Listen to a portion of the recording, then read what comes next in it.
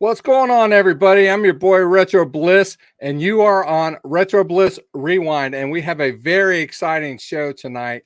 And so, without further delay, I'm just going to bring the panel on and our special guest. First of all, Mike from Mike's Gaming Gala, who is a regular panelist, and Brian from BD Retro Mods, and our special guest, Michael Thomasson, the Michael Thomasson. The Michael Thomasson. A Michael Thomasson. So should I introduce him? Yeah, that's what you want to do. So let's do it. For those of you who are not familiar with Mr. Thomasson here, Mr. Thomasson is the proprietor of Good Deal Games and Homebrew Heavens. He publishes some and distributes others. Currently available on his website. There are hundreds of sites on many systems, including every Atari system, ColecoVision, Intellivision, Odyssey 2, Nintendo systems, Sega systems. You want it, he's probably got it. He is the former Guinness World Record holder for the largest video game collection in the world. He is a video game historian and college professor. He is the author of the currently available Downright Bizarre Games, and he's a columnist for gaming magazines. He has been a columnist for multiple gaming magazines over the year, including currently Old School Gamer magazine. And he has worked with legends of the industry such as Ralph Baer, the father of home video games, Ed Averitt, Mr. Odyssey 2, Keith Robinson, Mr. Intellivision.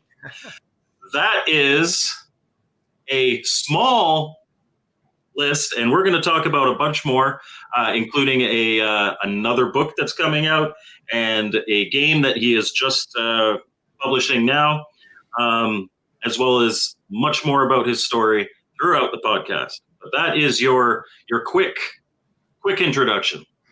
I'm very excited to have Michael on the show. I'm very excited to be here. I first met Michael a couple years ago at the Korg's Gaming Convention here in Ohio, and I actually, if I can, I'll just get my part out of the way real quick. I bought a game that I streamed on the channel today. Don't laugh at me, guys. Streamed very poorly today. I streamed very poorly. That's right. It was horrible. Kung Fu Combat, which he actually has on his site, which there's a link in the description to Good Deal Games and to his YouTube channel, by the way. But he signed it, and he's actually on the cover. He's on the cover doing this, whatever he was doing. I don't know what he was doing. But, you have the game cartridge, but then inside there was like this. I can't get it around my head. Actually, I can, but there was this inside and the game instructions and some cards and stuff. I thought this is really cool. And for what you can do for the 2600, I mean, I thought it was very well done considering what, the types of controls that are needed to make fighting moves, for a sprite for a game. You have a joystick and an action button. That's all you have.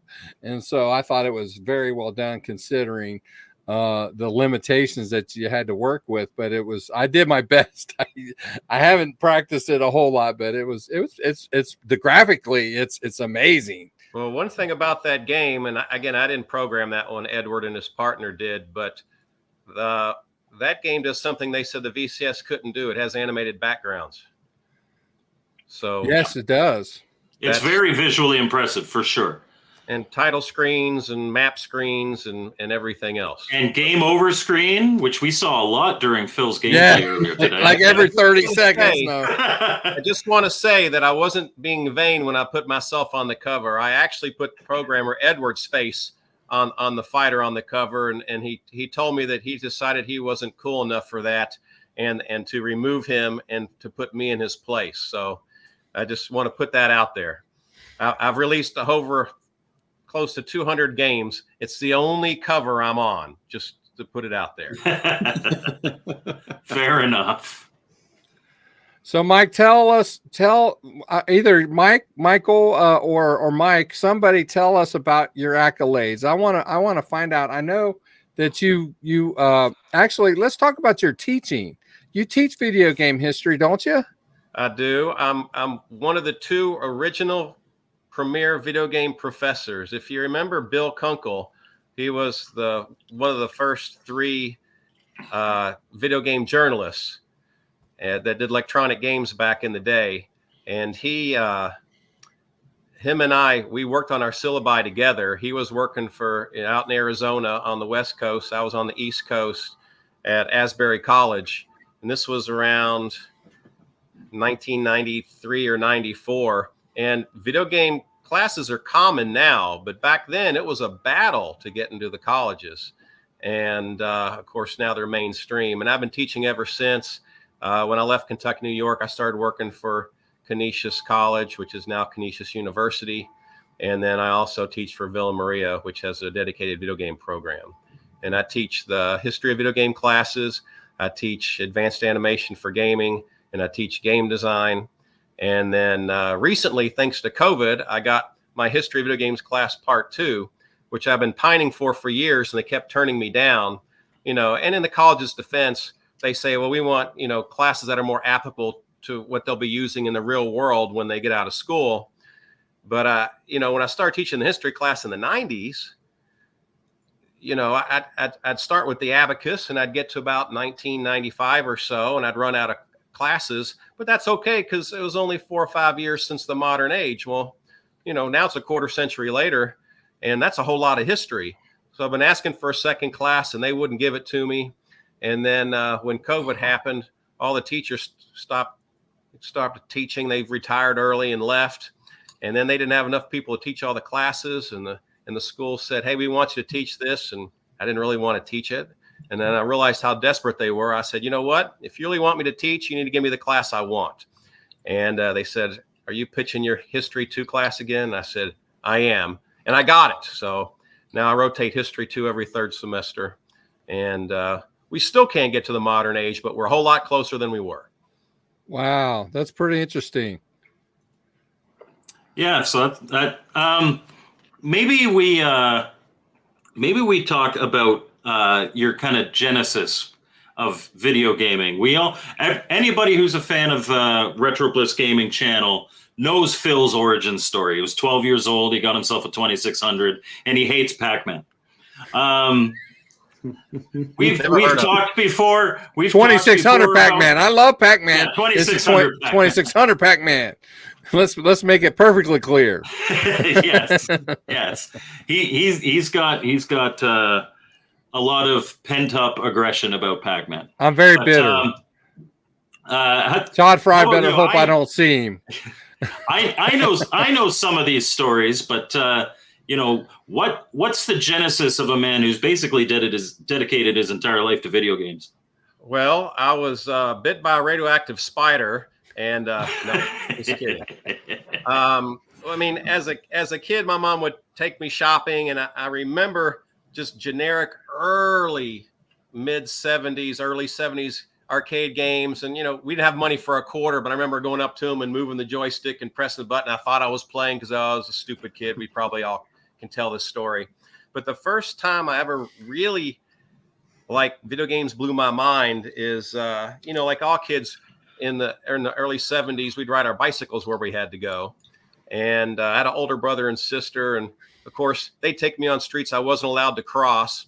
And I'd saved my money from here and there. And we were going to Dairy Queen to get a Mr. Misty, which was their popular drink of the time. And we walk in, and there's this hulking box in the corner, and all these people are gathered around it. There's an alien monster on the side. And, we were curious what it was, despite being hot and thirsty kids. Kool-Aid Man wasn't around. And we walked over to the big box, and, it turned out to be a Space Invaders. But, after a few seconds, I realized the person was interacting with the machine, right? And that was kind of the eureka moment that sparked the fire. Excuse me, got some water here. It kind of sparked the fire. And I asked for an Odyssey, and we didn't have the money. And I asked for a television, and we didn't have the money. And, asked for a ColecoVision, and Didn't get it, but I thought I was going to get it because on Christmas Eve, my grandparents gave me a box. I opened it up and it was Cosmic Avenger. And I was all excited. Oh, I'm going to get a ColecoVision the next day. And yeah. And I didn't, you know. And my mom's like, well, you know, we can return it to the store and sorry you didn't get one and you can get another toy. And I said, no, I'm going to own a ColecoVision someday. And I sat at night before going to bed, read the back of the box and looked at the cartridge every day for 4 months until my birthday in April. Still didn't get a ColecoVision. And then the following year, and I mean, I was playing my friends' Ataris at their houses and Odysseys, but you know, I wanted my own. And then the following year, and you know, I'm a Catholic boy, and at our house on Christmas, it's, you know, it's not the scene in the movies where you wake up in the morning and you run downstairs and you tear through your presents. You know, we spend the morning preparing breakfast, doing such thing as de-stringing celery. That was my mom's thing. Oh, Lord. And making this big meal. We'd go to mass. Guests would come over. We'd sit around the table for hours. And then after the guests were done, we'd do the dishes. And then it's, you know, 4:30 in the afternoon, we start opening gifts. And so we all appreciate them. We'd open one by one, right? So, and of course, the big gifts always held to the end. And we finally get to it a whole year later after owning my Cosmic Avenger cartridge. And the ColecoVision's there. I'm all excited. We go downstairs. My dad's trying to figure out how to hook it up to the TV because he's never encountered a TV box before. And we finally get it hooked up. Put the game cartridge, Donkey Kong cartridge in the machine, turn the power on. The logo comes on the screen. Push my skill level. I take about 5 steps, and a freak snowstorm in Kentucky knocks the power out. And couldn't play it. And my parents let me stay up past my bedtime a couple hours. Still no power. I played with my brother's train for a bit. And then I went to bed. My brother and sister were older than me. And I swear, as soon as my head hit the pillow, the power came back on. And they wouldn't let me downstairs. And they didn't sleep because I was listening to my older brother and sister play Donkey Kong and Cosmic Avenger. And I'm imagining the moves of the players on the screen in my mind's eye. And I'm obviously still traumatized by this event because I'm talking about it 45 years later. So it kind of sounds to me like you had all this built up energy that just exploded later on in life. And that's probably why you ended up getting so much stuff later on, man. Yeah. Well, I really started acquiring stuff in the early 90s. I was really into the Jaguar and that scene, the Atari Lynx, and it was hard to find games for that stuff. So I started hitting pawn shops and resale stores, and retro games weren't in vogue then. I'd go there and the games were like $1, right? Turbo Graphics, that kind of stuff. And so I started for $1, I'll buy about anything. Cause I mean, as a programmer, too, it's like research, you know, and I was into animation and I like to play them too. So for $1, I'd buy anything. And I just started scooping them up. And I'm helping my nephew clean out his basement one morning. And he had a lot of money. His father was very wealthy and he had all the systems I wanted and never had. And he's thrown away a Master System. He's thrown away PC Junior. He's thrown away, I forget what else. But I'm like, hey, if you're going to throw those out, can I have them? I'd like to have them. And he's like, sure. And so I'm trying to find, I go to Toys R Us. No one carries these games anymore because they're defunct, right? So I started buying them for $1 here. And next thing you know, I got too many games. Because you got good deal on those games. Yes, before things went stupid. There's no way I can afford to be a collector in the modern age. Thank God for emulation. Yep, that's true. And then and it was right around that time, around 93, that you started looking for programmers, and we've got an ad to show that you sent us, Phil. Oh yeah, let me share that screen. I'm sorry, I'm trying to take care of the chat too. Well, there you for go. The youngins in the audience, you know, before the internet, other collectors were hard to find. You know, we had to use postal mail. And there's a guy named Frank Pulaski, and he's gone now. I talked to his wife about 5 years ago. and he's been gone about twice that time. Excuse me. But he would make these video magic issues. He'd sell games. He'd write a few articles, and he would, with a copying machine, photocopy the covers, cut them out, shrink them down, and sell them and trade. Sorry, I've got something in my throat. That's all right. But when Video Magic came in the mail, you'd look through it to see exactly what he had that you needed, circle it or highlight it, and then write a check, stick it in the envelope, and mail it to him the very next day before other people beat you. You know, because you couldn't go on to eBay and online and find these things.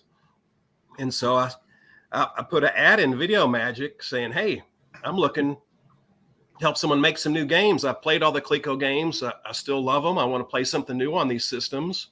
And yeah, that was like 93. Do you have the other slide, Phil? Yeah, I have to remove it and then add it. This is okay. Yeah, give me just a moment. I got to remove this. Then I have to add it. Well, while he's doing that real quick, there was a question in the chat for Michael from Ballistic Coffee Boy asking about your classes. He was wondering a while back if they were offered online. Is people able to enroll in them online or anything? I'm a hands-on person. It's a very interactive class, so they're not. The only time I did online was during COVID because I had to. Right. So. But yeah, if you zoom in, I don't know if you can zoom, but you can see the square of the ad. I cannot. It's got my old address in Kentucky. Well, maybe I can. I lied. Hold on a minute. But I mentioned Vectrex, all the Ataris, 2600, 1500, 7800. Where am I? Oh, right there. Right there. There you go. So, and that was before any of the homebrews came out. So I was ahead of my time, and I did get some letters in response to it, but nobody with any skills. They're like, oh, I saw your ad. It's really exciting. I can't wait till you get some stuff out. I can't help you, but I'm interested if you pull it off. Right? So it kind of sat dormant for a few more years until I got online, and I couldn't afford a home computer. So I actually got online with a Sega Netlink, which is how I started up Good Deal Games initially. Wow. See, even Good Deal Games even starts with a Sega product. Yes. That's amazing. That's amazing. So another question for you, because we got to get this one in because, there's a little running joke with this stuff. So, with you being obviously big on all these game consoles and everything, what's your opinions on modifying them for the modern age and, having possibly drill holes in them and stuff to do like composite mods? I mean, I'm all about preservation, and I know if people own it, they have the right to do whatever they want to it. Right. Yeah. And when I first started homebrewing games, before we got more sophisticated, we had to destroy a cartridge to make a new cartridge. Right. That killed me. It killed me. But it was the only way to do it. And at the time, those copies were common. But now they're not so common. But, there's been a lot of enterprising people that have made molds over the years. And we don't have to cannibalize that stuff. But that's more of the games. You're talking about the physical machines, right? Yeah. The consoles. How do you feel when a person takes a ColecoVision and drills 3 holes in the back for composite mod? Well, it hurts a little, but I guess you get a better picture out of it. I mean, that's a really, you pick a side. We're at war. He's trying to get some stronger allegiance from you. I knew the problem was a problem with software because, when a person has one machine, they're only modifying one machine. But if they're buying homebrew after homebrew after homebrew, and they're all cartridges that are being destroyed, there'll be 100 cartridges that are destroyed before one console is destroyed. So I'm thinking that because that's what I've had. Oh, yeah. No, I'm sure there's like tens of thousands of combat cartridges that have just been mutilated. And I've seen people make shelves and lamps out of them and couches and furniture out of cartridges. There's better uses. Let me give my take on modding My ColecoVision and my 7800 are AV modded. Thanks, Brian. Yeah, no problem. Yeah, he did it. Anyway, You paid him to do it, yeah. so you can't just be like it His was kid- him. It's You his are kids. complicit. His kids have to go through college, right? So anyway, I play. I have all of my consoles that were intended to play on a CRT. I do not play them on a modern flat screen TV You're at playing all. them on a CRT anyway. Use your RF. It doesn't look the same. It does not look as good. I'm sorry. When I originally had it, those consoles, they just did not look as good. And when Brian modded them, man, they are so crisp and look so great. I'm like, yes. And I know they're not going to end up in a museum. They're not, and they're getting much more use and enjoyment the way they are.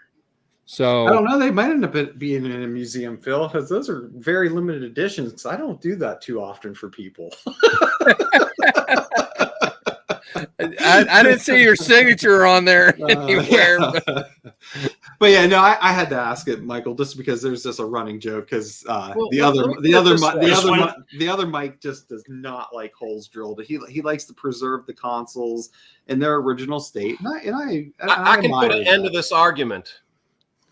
Uh-oh. All right. People I've worked with over the years was Ralph Baer, the father of the home video game. Right. And he used to send me the brown box to take to shows, to display, to use at the universities. And we mailed it in this cardboard box to the Postal Service, uninsured, for probably 12 years. And then finally a museum in Japan was going to put it on display. And before they could do that, the insurance company required it be assessed a value. It was assessed at $3 million. And at that point, we stopped mailing it through the Postal Service, and it ended up at the oh my gosh, what's the big museum? The Smithsonian? Smithsonian. It ended up at the Smithsonian. But when that happened, I still needed to display stuff. So he originally made some replicas for his 3 kids. Then he made one for Leonard Herman, and then he made one for me. And before he passed away, he probably made another dozen or so for a couple other museums. But when he made our replicas, he would alter the original design to make it more functional. For instance, the original brown box used batteries. Mine is modified so it can be plugged into the wall using a regular power source. Originally, it would go in through the RF signal, I guess. Mine modified for AV. Well, I guess just video because it has no audio, right? But, so if the father of the home video game is comfortable modding. Okay, I know where Michael's going here. He's frozen. He's like, if the father of modern home video games is comfortable modding something, but he didn't mod it. He created a new version that has AV and a plug. And I am the second person to work on that because we had to replace a potentiometer, and I did that for Michael. But that, I think God struck him down because he was about to say it was okay. Oh, we're back. Yeah, there we go. We're back. See, now I lost you for I was in panic mode. I think you put words in your mouth, Michael. Yeah, well, I didn't hear them. I just said that Ralph did not mod anything. He created a new version that had AV out and a plug. So the freezing was God striking you down for suggesting that Ralph Baer was okay with modding something. Well, let me tell you something. I have a video of Ralph doing repair work on the original brown box for the Smithsonian. And you know what his repair job was? I wish I had this video queued up. Smacking the box with his hand and banging on it. Yeah, I was much more gentle when I fixed that potentiometer for you. Yes. Bergeron saved my classes, because at one point we, you know, a lot of these, I mean, even these replica boxes, he didn't make that many. Ralph sold them for like $10K, and he released the blueprints where people could make their own, but the parts aren't available. You have to get the parts machine made. Like, it costs you over $4K just to make one. And most of them are locked up behind glass. People can't touch them. And well, more than half of them don't have any insides and don't work anyway. If you go to most of the museums, you're seeing it in a box. There's nothing inside. They're empty. There's only about 8 of them, I think, that are actually functional. And those of it that have the functionals, Leonard Herman and I are really the only ones that are letting people play them. And even for a while, Leonard stopped sharing his, but he's brought his back out recently. So things happen, and thanks to smart people like Michael there, we can keep it going. Because, you know, when Lenny had an accident with his, Ralph was still around and fixed it for him, but Ralph's not around anymore. So thank God for you. Well, it was a pretty simple fix, but I did get to play the brown box. Yes, you did. So Trollbot wants to know if you make homebrew Genesis games. I think you sell them, right? I sell them. We've published. There's a review of one on my channel. We did Mega Quadro Pong was our first. And then we did the 3 war games. I can't even think. Cannon Chaos. Yes. Cannon Fire Chaos. I can't remember the name of my old games. It's horrible. And so, you've published Magic Girl, is it? I have Magic Girl. I didn't publish it. That was done not by Pico. That was done by, well, their name's escaping me, but they've since kind of gotten out of the homebrew game making scene. I bought their remaining inventory. Okay, so you distribute. He definitely distributes a lot of Genesis games. But well, here was the idea of Good Deal Games initially. I mean, initially I was reselling retail games, and I did that when no one else was doing it for a decade. And then next thing you know, video games, retro gaming becomes common. Everybody and their brother's doing it. And I'm looking at this and I'm thinking, I'm not going to be able to compete. And at that time, one of my parents was really sick, and I had to basically shut down for a couple of years to take care of him. I had to leave state, go down to Florida, and come back for a couple months. And when I did, while I was there, I was kind of thinking, because I used to, one of my first jobs in the game industry, was how I got involved with the Consumer Electronics Show, which was the precursor to the E3s, is I wanted access to see these new games coming out. And so I talked the video rental store into letting me be an analyst for them. And they got me passes, and I was the youngest person in the room. The only person young that was there was Tommy Tallarico, which him and I became buddies because we're the only 2 young kids in the room. Of course, we all know what's going on with that, so I'm not going to go down that lane. But, you know, when I was at these shows, I'd get these demo copies of games, and then the games would get canceled or a generation would change and they never come out. And I'm sitting on these unreleased titles, and I'm thinking, you know what? If I sold something no one else has, then then I got a business model. I mean, I'm not really a business. I don't pay myself. All the money comes in and funds the site and pays for the next project. And that's how we can release what a lot of people would consider money losing projects, because a lot of our projects lose money, but they're cool and we like to do them, so we do it. But, you know, I contacted Stargate Films. I had 2 Sega CD games that weren't released, and Stargate Films, now they do stuff, well, before Walking Dead ended, but they do a lot of shows for HBO and AMC and stuff. They're still around. But I licensed 3 games from them, actually. Only 2 got released. One of them's still missing. When they sent me my copy, it turned out to be a PC game. And for a while, we were trying to convert it to Sega CD format, and our dev kit broke, so I put an end to that. But I'm still hoping the original is found somewhere and we can still release it. It's called Wingnuts. If anybody out there has access to Wingnuts for the Sega CD, I have the license for it. I want to release it. Okay. But we, you know, I did that. You know, I always wanted to be in the game industry. I got 3 degrees. I got a master's in computer animation back when it was only 3 colleges in the country in Canada had Silicon Graphics computers, and I was at one of them, and there are only 14 SGIs east of the Mississippi when I started animating. So at the time I was hot shit, but I really wanted to be in the game industry. But the only job offers I got were, well, I got a job offer with Atari, or with Squaresoft, and I turned it down to work for Atari, and they folded while I was in transit. That's a whole nother story for another day. But I never could quite get into the industry. Jellicoe offered me a job doing sports titles. I'm not a sports guy, batter up people, sports sciences, but I never quite got in. So I kind of made my own avenue into the industry, I guess. And I did it with these homebrews. But I originally designed the organization behind Trip Hawkins' idea. Remember Trip Hawkins, when he started Electronic Arts, he was seeing these kids that were making these good quality games, and they were put them in Ziploc bags with black and white photocopied instructions, selling them as shareware at the local computer stores, and they'd be distributed from one store to another from kids on bicycles. And he saw these high quality products they were making, and he contacted them and said, hey, I want to buy these out. And that's how Electronic Arts got started, right? And I kind of want to do the same thing with Homebrew. I saw these people making these great games. A lot of them were in Europe. They didn't have the financing or the money to manufacture them or distribute them.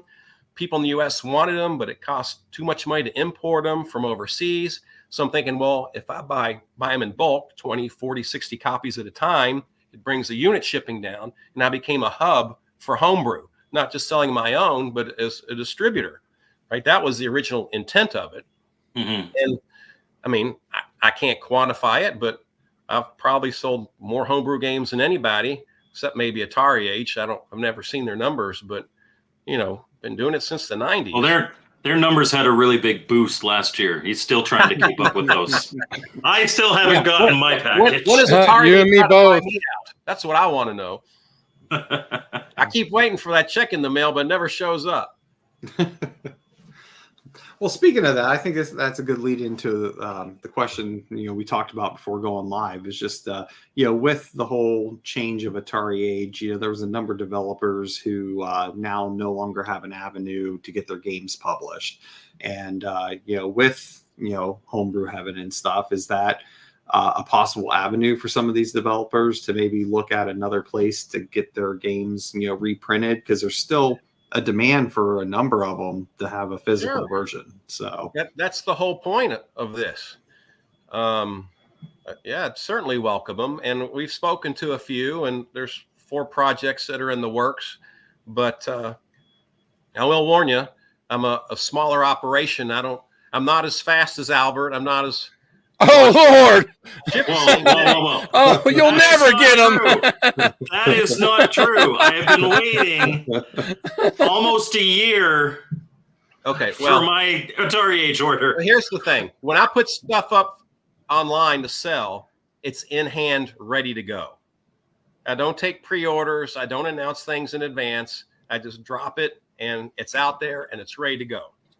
So I don't wait for orders. I don't build up funds. I don't, build on demand. I have the stuff ready to go, and I ship out the same day the money comes in or the following day. I mean, unless I'm out of town for the weekend or something. I mean, everybody will tell you I'm quick, and I overpackage. He does. That's a good thing. Just to respond to Trollbot in the comments, there's plenty of Super Nintendo homebrews. My very first homebrew game was a Super Nintendo homebrew. I don't know what you're talking about. Do a Google search, you'll find them. Yeah, you have to emulate, obviously, but. So, talking about homebrews, why don't we do a little talk about a game that Good Deal Games has just launched, and that is Flight of the Amazon Queen for the Sega Dreamcast. First time this game's been on a console. Do you want to tell us a bit about this, Michael? Well, sure. The game's 3 decades old, originally released on PC, and it was a point-and-click game similar to what LucasArts and Sierra Online was putting out. And same high quality. One thing that's unique about that game at the time was most of the games at the time were text. And that game, sorry, my cat is pushing up against my laptop. She's never done that in the history that I've had her, but she's doing it now. So, so that game has text as you play it, but they actually hired, for the first time, they hired real actors, voice actors, and, you know, it talks at the same time, which was revolutionary at the time.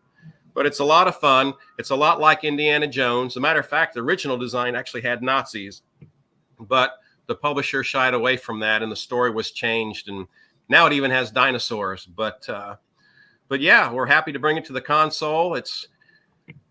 I actually licensed the game over 4 years ago, along with another Dreamcast game, and they've been in development hell and a debacle. And before, how I mentioned, release a lot of projects that other people won't touch. Well, this one's definitely going to be a money loser with what we have into it. But now we're just trying to recoup some of the money. But like I said, we do this because we like to do it. The Dreamcast is one of my favorite systems, and it's neat. And also available for it is the soundtrack, which has never been in physical form before. So that's new. And does it feature Mike's voice? No, it does not feature. It's got the original voices. Phil, I don't know if you understand that this is a group chat, so thank you. Hey, I'm trying to multitask here, and you know I can't do that from my gameplay. You know that. So we're all happy you're here. But so for people who may be interested in Flight of the Amazon Queen, that's going to be my review this week on Thursday. And if they want to purchase, they can purchase from Good Deal Games. And how much does this run? $25 or $30. I can't even remember. I believe you said. I believe you told me 30. Yeah. And $5 goes back to Passfield. He's the game designer and the programmer. He's in Australia, and the soundtrack is $10. And I don't know what else to say.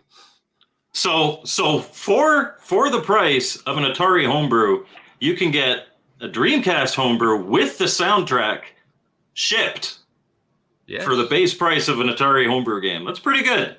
Yeah, and it's nice to have a. Go ahead. And it's a professionally printed disc, nice thick manual with an exclusive interview in there.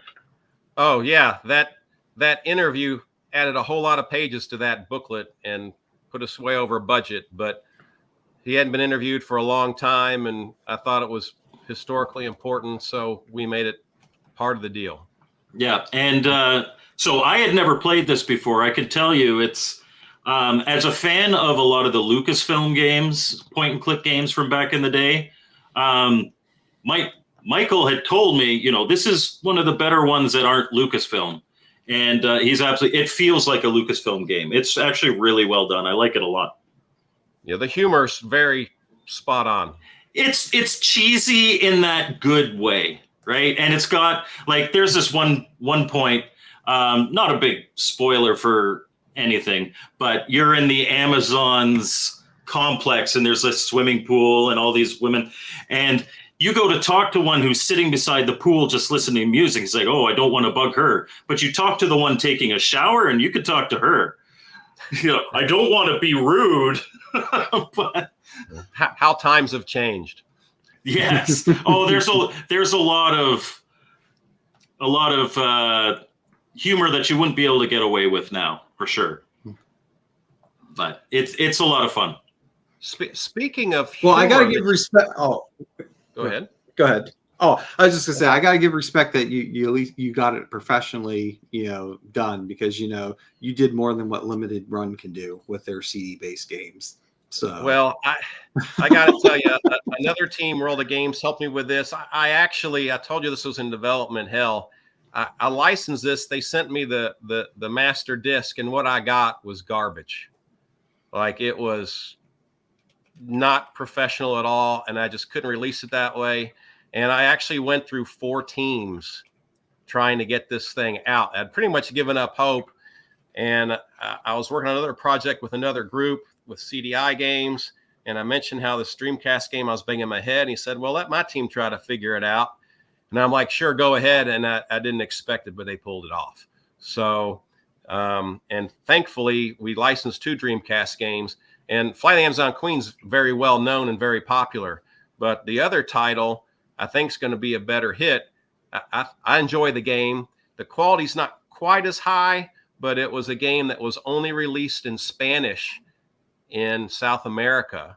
So it'll basically be, and it didn't sell well originally back in the day, had poor distribution, small company made it. So when we get it out, it'll basically be a new game to just about anybody that picks it up.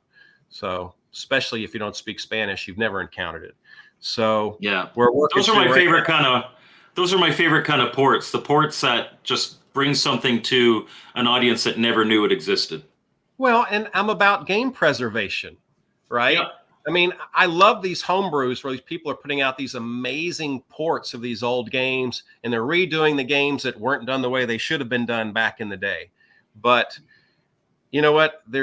I know you don't like Pac-Man, but there's a lot of ways to play Pac-Man.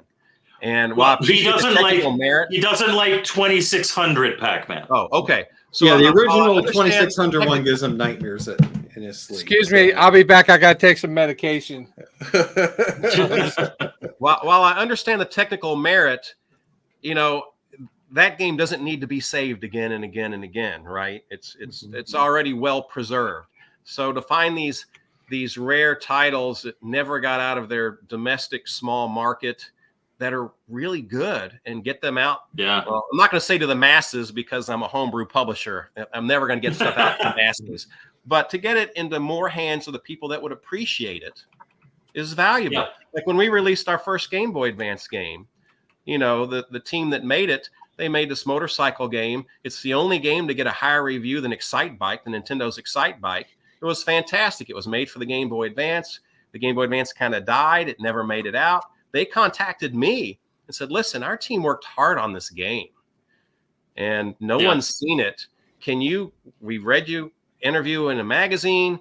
Can you make these? And I'm like, yeah, I can. And we did, you know, and we got it out. So those are the success stories. I love the games that are lost, the prototypes that were finished and not released. I mean, that's the preservation that gets me excited. Yeah.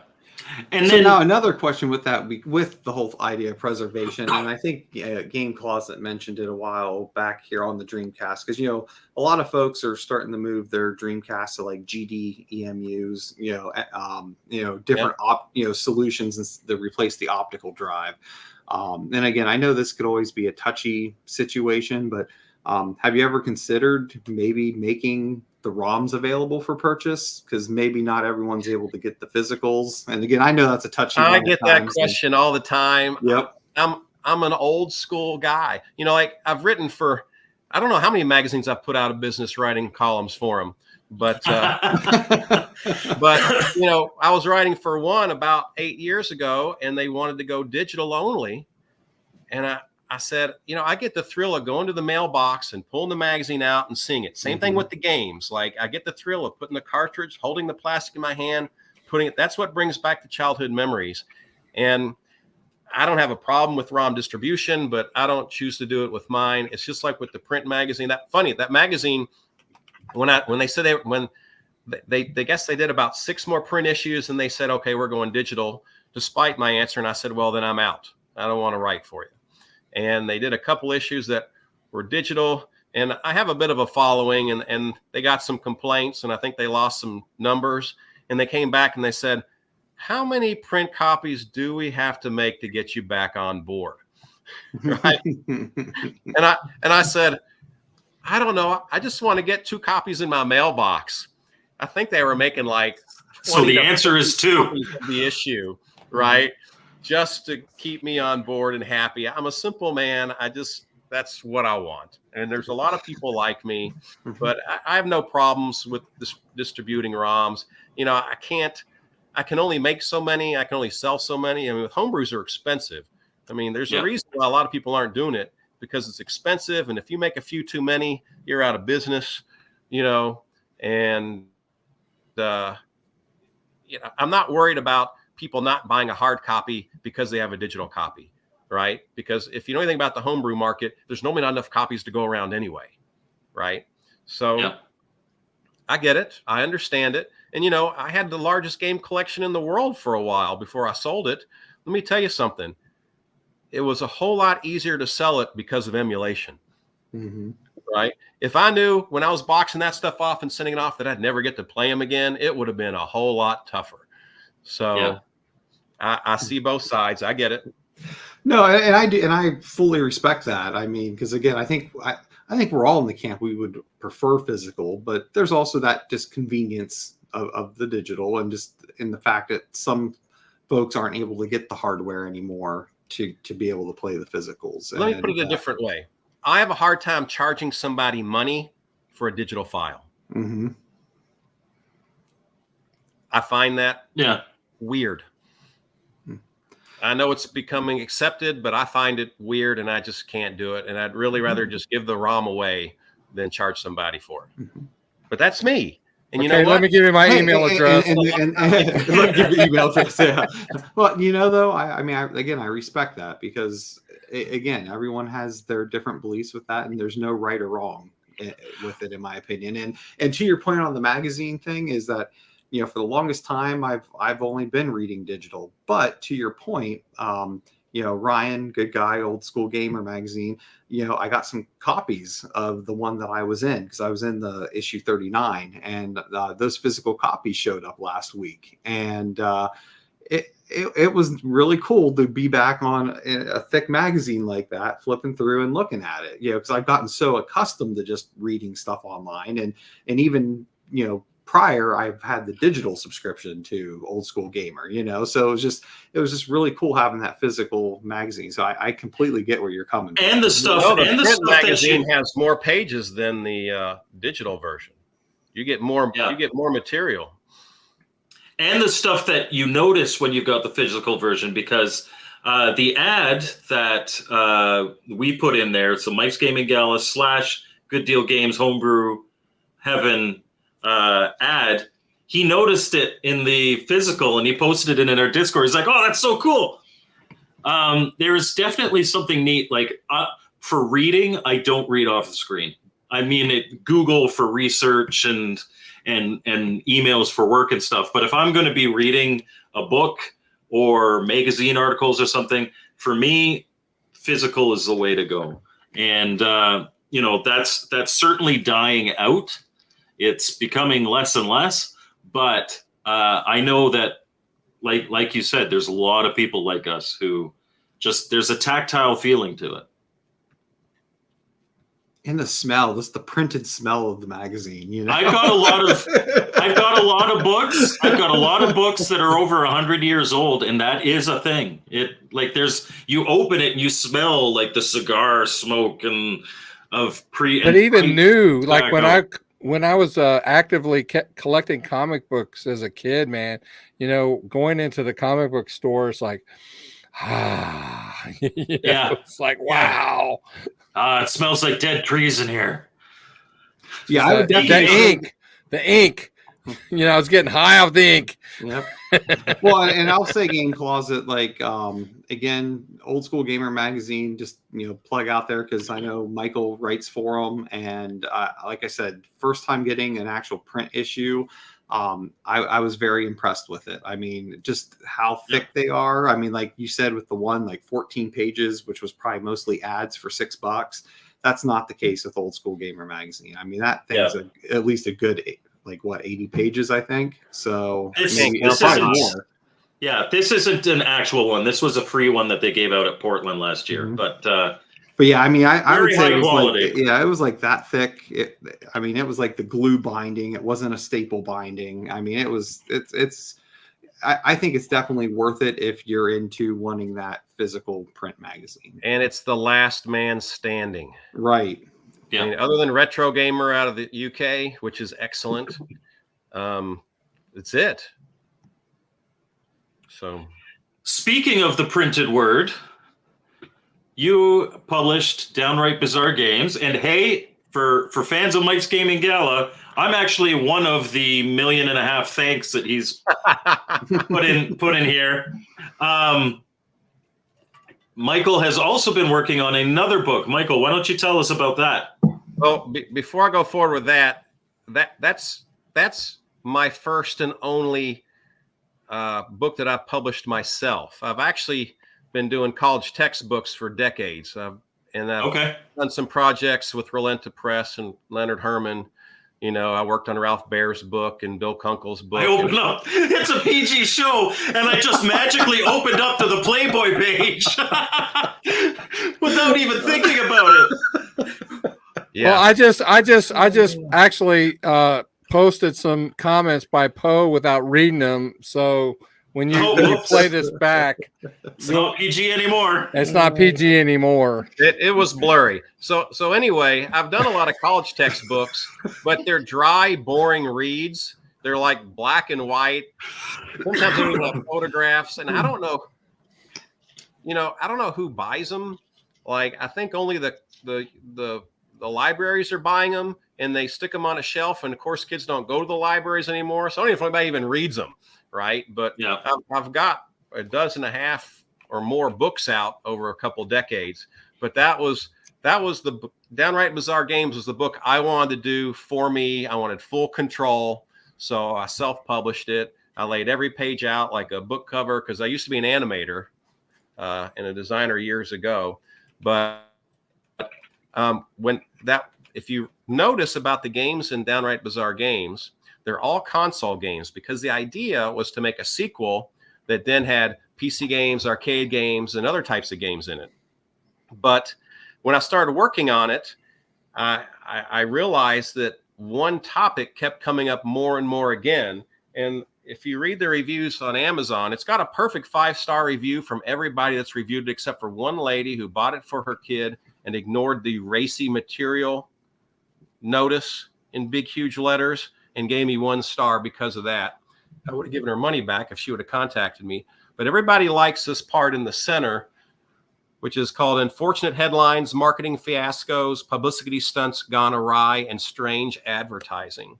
And it leads to what people really seem to be interested in. And what comes up in my college classes a lot is controversy. So the new book, I'm announcing it here for the first time. Nobody knows. But I've been working on it. Let's do a close-up. I've been working on it for about 7 years, but seriously for a little over 3, about 4 hours a day for 3 years. The book is all completely written now. The editing's almost done, and the layout on the first 150 pages is done. But here it is. Controversy, downright despicable games. Video games that triggered rants, rage, dissent, and a whole lot of hullabaloo. I like that. You know, it's interesting that you should bring that up because I was watching some YouTube videos on that subject some time ago where Congress, you know, like fighting games and things like that, where they would, like night they actually had hearings about this, where they, you know, talked about how it influenced kids to violence and all this other stuff. When in fact, you know, like school shootings and all this other stuff, where that actually has never been proven. Look, this is the most in-depth book on this material ever made. I've spent hundreds of hours doing research, deep diving research. I have documents, and let me tell you something. I love gaming. It's been my life, right? I consider myself a champion of gaming. So here I am writing a book on the worst things in the industry, right? It's tough. It's hard for me to do because a lot of it's really, really awful. I mean, it's racist, it's sexist, it's political. I mean, it's violent. There's some horrible, I'm going to put on the cover, this is a horrible book. Not because of the content's horrible or the writing's horrible, but because of the content in it. But as a historian, I can't just promote the game industry and the goodness of it and turn my back and ignore the bad stuff. So I have this inner struggle with this book. But no book like this has ever been written and told. There's the occasional article here and there, but nothing with the amount of research that I've got into this. And it's a beautiful coffee table book to go with it. And just to give Operation Shut Down the Hat Trick, will Bubsy be in it? Bubsy is not in it. Well, can you explain why you mentioned Bubsy to Michael? Bubsy is the unofficial mascot of our podcast because in our very first podcast, we were making fun of Atari potentially wanting to make Bubsy their mascot. So we made him our mascot. And so Operation Shutdown has a drinking game where whenever we mention Pac-Man for the 2600, whenever we mention drilling holes into consoles, or whenever we mention Bubsy, he takes a shot. So I've just given him the hat trick of shots. Understood. I was, when you said that, I'm trying to think, what was the controversy of Bubsy other than it wasn't very good? But so the other thing I'll mention about Michael's books is because he is formerly a graphics designer, he puts a lot of effort into the layout. It's not just here's a picture of a game and here's text. Oh my God! Oh no, that's Conquer. That's not Bubsy. I'm sorry. But yeah, they're beautiful. The pages are very well done, Michael. I have a background in graphic design myself. Very well done. Well, thank you. And I got to tell you, because I'm old school and I'm too cheap to pay Photoshop by the month with their subscription. He cuts them out and sticks them with glue. Yeah, it's a Video Magic production. No, I did it the hard, stupid way with CS6 version of Photoshop. It's like 18 years old. I use CS5 for all my thumbnails. Software. So I did every page in Photoshop, exported as a JPEG, and then imported the JPEG as a single page into a Microsoft Word document on a 22-year-old version of Word, and then exported that out as a PDF. I had to manually do all the page numbers myself. I mean, it was brutally stupid, but it's all old school. Let me explain. I can say with confidence, having known Michael for over a decade now, or almost a decade, that process defines him perfectly. It like that is the type of guy that Michael Thomasson is. Well, when my kids were in, my kids were in college in 2009, and so when they were in college, I had them buy the Adobe Creative Suite for the college price, which was like $100, $150. I can't remember what it was, which is cheap. You know how expensive that can be to pay retail. And so I bought this thing, and I'm still using it. That's what I use for the channel still. So I've been using it for all this time. Well, for this new book, on the latest Windows update, my CS6 version of Photoshop would work fine for graphics. But whenever I put in text, as soon as I added a symbol like a comma or a period or a quote, it would jumble all the letters.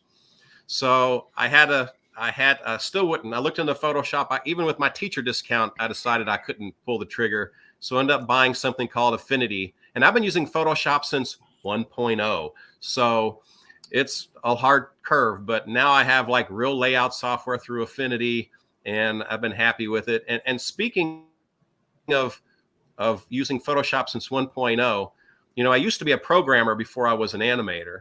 And a lot of people don't know this, but my godfather's son, his name was Bob Height.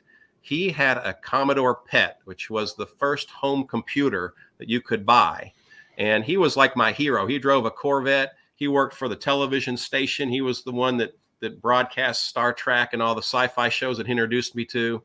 And he taught me Morse code and ham radio. And when he brought that Commodore PET, I lived in his basement, and he taught me to program. I was programming before I could hold a pencil and write on my Big Chief paper, which of course they don't use anymore. But those early programming languages, if, and, or, go to, but, all 2 and 3 letter words, I could type it before I could write it. So, kudos to him for getting me in this world. Nice. So one other question I got for you, because I know we're starting to get out of time, is just, obviously I know ColecoVision, I can tell from, you're wearing the shirt and everything's, probably one of your more favorite systems, especially with your history behind it. My first love. And I know we've talked about the ColecoVision last week, which was a really good episode. But so I got to ask while you're here, what was some of your favorite ColecoVision games for it? A lot of people don't like the game so much, but I like Tarzan. I don't know why. Maybe just because I like the character. But of course, had a lot of great arcade ports. But I don't know. I like them all 144 of them. And the homebrew scene has twice as many as the homebrew. Yeah. I mean, So, and 75% of those are MSX ports. SG1, SG1000, all those, I mean, I think Coleco. I mean, I could be wrong on this, but I think ColecoVision is probably the biggest homebrew community out of everything, right now. I could be wrong on that. I love the Atari, but I don't know how Albert does it because I have a hard time selling them. The ColecoVision and Intellivision is where most of the action is, but yeah, the Oil Smell was another game I really liked on the ColecoVision. That might also be because the Atari 2600 homebrew community has been around for so long that, like, with the exception of maybe Champ Games, what can be done has been done. And I think, especially with Intellivision, like personally, just knowing the Intellivision homebrew community more, but also seeing some of the things that are done for ColecoVision, it's like there are more surprises in those systems, I think, than there are in the 2600 that I've seen anyway. Mm-hmm. Well, and I hate to say it, and I hope I don't offend anybody, but the farther generation you go back, the more of us that are gone. Oh yeah. And my eyesight's going, my finger dexterity is going. Your voice was going for half of this podcast. Yeah, I don't know what was going on with that. Sorry about that. That's all right.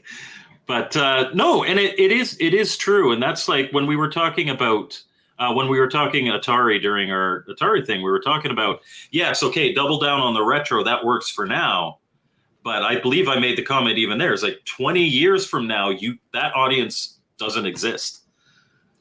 Well, so you gotta, That's one thing that's really neat about our hobby. You look at a bunch of these other hobbies and other parts of technology. The creators of film are all gone. The creators of print or printers of this, they're all gone. And we've lost a lot of game creators too, but some of the originals are still around, and it's important we pick their brains. And that's why I wanted that interview in the booklet of the new game. And, it's exciting. Like, I would have never thought in a million years as a kid that I was going to grow up and work on projects beside my heroes, like I don't pay myself, but that is the biggest payment I could ever get, and the thrill, I did 3 projects with Casey Munchkin, I used to love that game. I played that game, and I made one, or more than one. So, it's neat to do that. And most of those guys, they're happy to talk and tell their stories. So you should get them on these podcasts, not me. Well, I was actually, we've talked about this, and I want to talk with you if maybe you can convince Ed to come on our podcast. He's a pretty private guy, but you got me here and I'm a pretty private guy. So I will talk to Ed. Mm-hmm. I appreciate that. No, and that is one thing I'm looking forward to with Korgs here in a couple of weeks, because I know they announced that they brought Dan and Gary Kitchen back, and then David Crane's going to be there, so that's exciting to see that. So, good guys. Yeah, when I go up there, hey, hey, bro, would you like to be on our podcast? Why not? All I can do is say no. All they can do is say no, right? Just have Michael with you whenever you go. Yeah. I'll have someone watch your table while. Let's get Todd Fry on the podcast. Oh. He's out of here. You have to understand that I about kick him off about once every show. I remove him about once every show. So anyway, all right, I'll put him back where he belongs and put you back. Gosh, I feel like I'm on the Brady Bunch here. We're moving the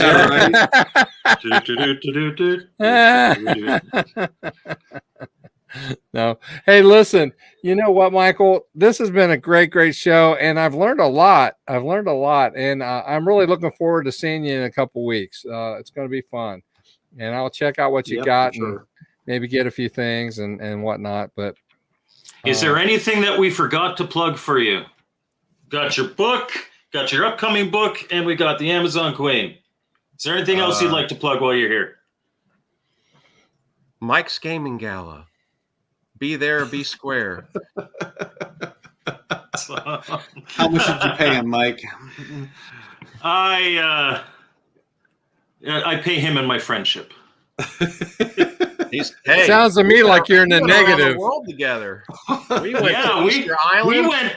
We went to the middle of the Pacific Ocean together and had a romantic dinner on the beach during the sunset. That's right. With a dog standing on me. A wild dog standing on me. And he was spooked because he had already been bitten by a wild dog. Oh, yeah, let's not go there. I need no more shots. You'd think it was a pack of wolves that attacked him. I heard this little yelp behind me, and I turned around not knowing what it was. He's like, Michael, I went with you because you were going to protect me. And I was laughing at him. I wanted to bring someone that was in decent shape, that was younger than me, because sometimes traveling in South America alone's not a good idea. And it was a cool thing. We're both into history. And he stayed beside me the whole time. And then we're right near the airport. The only time he leaves me in like 3 days of traveling, he's going up ahead of me. And we're right in the middle of downtown city. There's busy street. 200 people around me. And out of the blue, I'm just attacked from behind by these dogs. I'm like, I don't know what hit me. You didn't hear me yelp. You were too far up. You weren't where you're supposed to. I heard a yelp, and I turned around. I had no idea it was you. It didn't sound like you. It was an otherworldly yelp. Yeah, well, yelp. You yelp a lot. If you were surprised by a bunch of wild dogs, you'd yelp too. There was one small dog, Michael. There was not a pack of wild dogs. But you had one little nibble on your heel. Well, I have photos. I have bloody leg photos. You guys are the ones that sound like the old married couple. That's all right. That's funny because my daughter refers to Michael as my boyfriend. So yeah, I don't doubt that at all. I don't doubt that at all. I am happily married. Thank you very much. Yes, and Operation Shutdown. I also have photos. I have a photo of him cowering from that dog on the beach. Oh, he's sitting like, and the dog is just sitting. Dinner. We are way off topic. You had the fish. I had the steak. Okay, wanted my fish dinner. Anyhow. It's been a decade, but anyway. Anyhow, we got way off topic. Thank you so much. I consider it a personal favor that you came on, and obviously, you know, you're welcome to come on whenever you want. I know you probably won't, but you are always. I turn most of these down. Which is why I consider it a personal favor. And it was an absolute blast getting at least some of that story of the guy behind Good Deal Games out there. So I appreciate it. And it was an honor for me as well. Thank you so much. There's a link in the description for Good Deal Games and a link to your YouTube channel as well. Appreciate you being on the show. Thank you so much. I do want to say that when you support Good Deal Games, the money goes back into the hobby. We're all volunteer. No one's been paid. So when you support us, you support your hobby. You heard it here first. All right, guys. Well, thank you so much. We'll see you at Korg's. All right. Yeah, look forward to it in a couple weeks. All right, guys. Thanks for watching. We'll see you next week on Retro Bliss Rewind. Take care. Bye-bye.